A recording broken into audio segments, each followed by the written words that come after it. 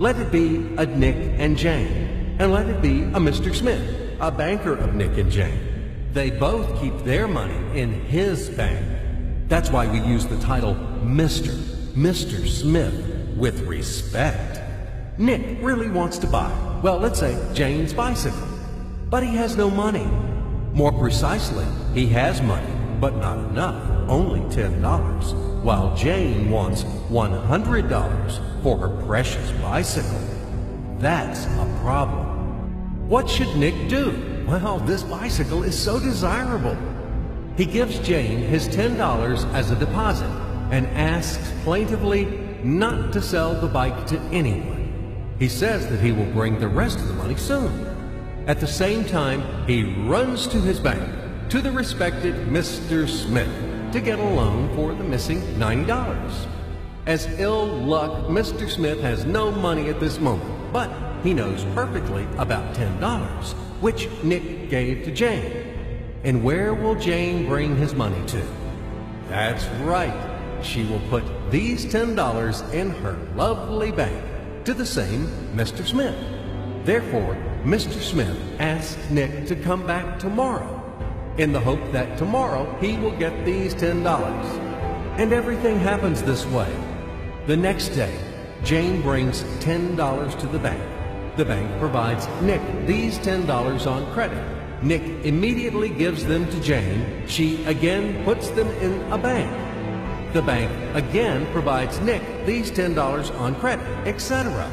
As long as Nick the fool will gather enough money for the bicycle. Don't you get confused yet? Be patient, I told you. These demons have been trying to confuse you during 1,000 years. These damn economists and financiers. But anyway, we will figure everything out. So what do we have in the end? Nick finally got the bike from Jane. Wow! But at the same time, Nick owes $90 to the bank, Mr. Smith. And the bank, in its turn, owes $100 to Jane. In other words, those $10, which existed initially, have magically turned into $200, $190 of debts plus real $10.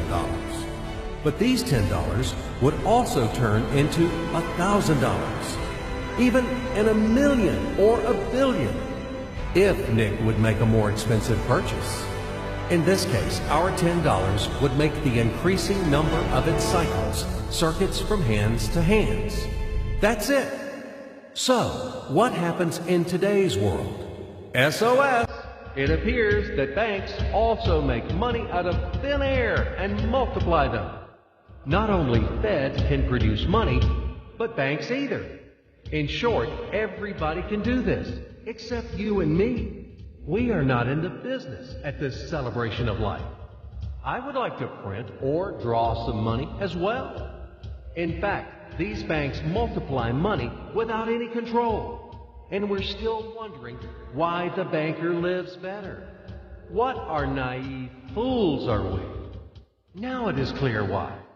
The one who produces the money, of course, lives better. But this is not enough.